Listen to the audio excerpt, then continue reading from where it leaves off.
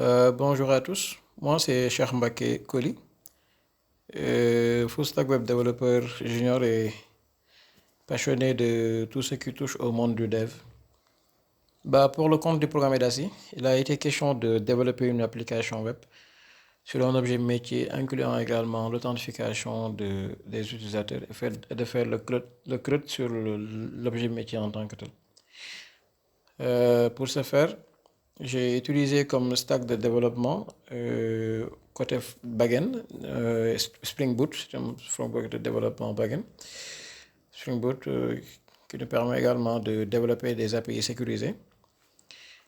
Et comme technologie ou bien comme stack front-end, j'ai utilisé également du React, plus vite et Tailwind pour créer des interfaces modernes et flexibles. Et comme database, on a utilisé du MariaDB. Voilà, on a utilisé du MariaDB. Voilà. Maintenant, on va passer directement à la présentation du projet. C'est un projet que j'ai intitulé Full Stack CRUDbook. C'est une application qui permet de gérer une collection de livres. Elle inclut également l'authentification sécurisée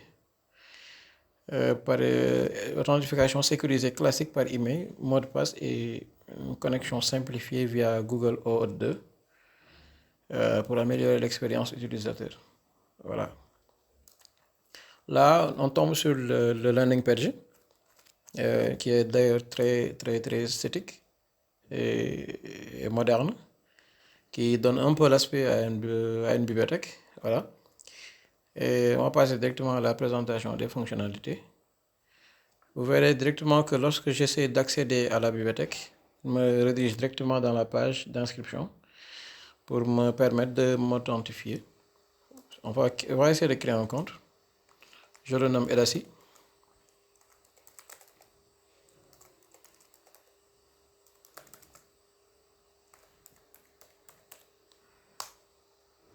Voilà, l'inscription maintenant est réussie.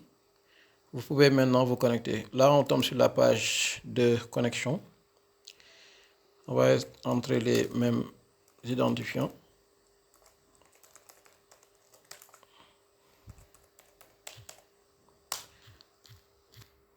Et voilà. Là, on a l'inscription qui est réussie et la connexion aussi qui est réussie. Bonjour Edasi. Là, directement, on peut maintenant accéder à la bibliothèque et faire l'ensemble des opérations CRUD que nous étions. Là, on a directement un bouton Nouveau livre qui nous permet de créer un nouveau livre. Là, on a un bouton qui nous permet de faire l'édition ou bien la modification d'un livre. Là, on a le bouton qui nous permet de faire la suppression également d'un livre. Maintenant, on va essayer de créer. Là, on a aussi une pagination de notre table.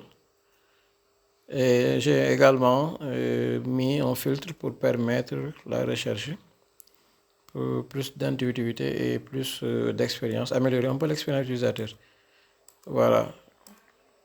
Là, on a des filtres par type d'auteur ou bien on peut aussi rechercher le titre d'un livre, par exemple, quand je mets sous l'orage, directement, on peut. Voilà. Là, je vais essayer de créer un nouveau livre que je vais nommer, par exemple, Edasi Programme. Auteur, je vais mettre Edasi. L'année de publication, je vais mettre 2025, par exemple. Le genre, je vais mettre éducation. Description, je vais mettre quelque chose, je sais pas. Je vais mettre programme. Intéressant. On dit que mon livre est ajouté avec succès et je pourrais retrouver là. Là, j'ai le livre qui vient d'être créé. Là, j'ai le descriptif, les détails du livre. Là, je peux modifier également le livre Par exemple, je vais essayer de modifier le programme en RSI 2025. RSI 2025. Auteur, je vais mettre RSI Africa, par exemple. L'année, je vais mettre 2022. La éducation, je vais mettre par exemple fiction. Là, je laisse comme ça.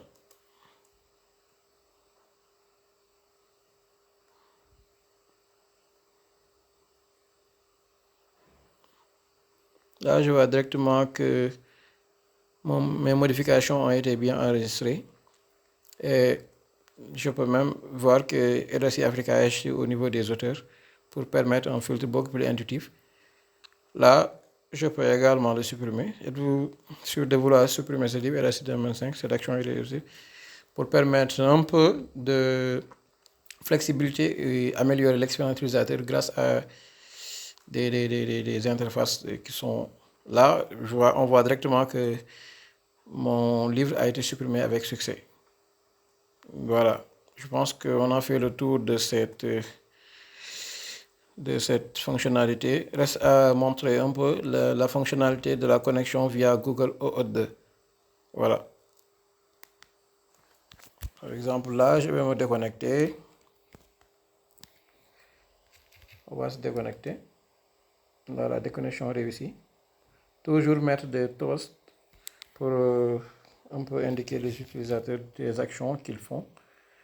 Voilà. Là, je vais essayer de m'authentifier avec Google. Voilà. Et je peux choisir un compte que je veux. Par exemple, je choisis cela. Voilà, j'accepte les conditions. Waouh, directement on est connecté en Google en un clic. Bah, c'est fameux ça.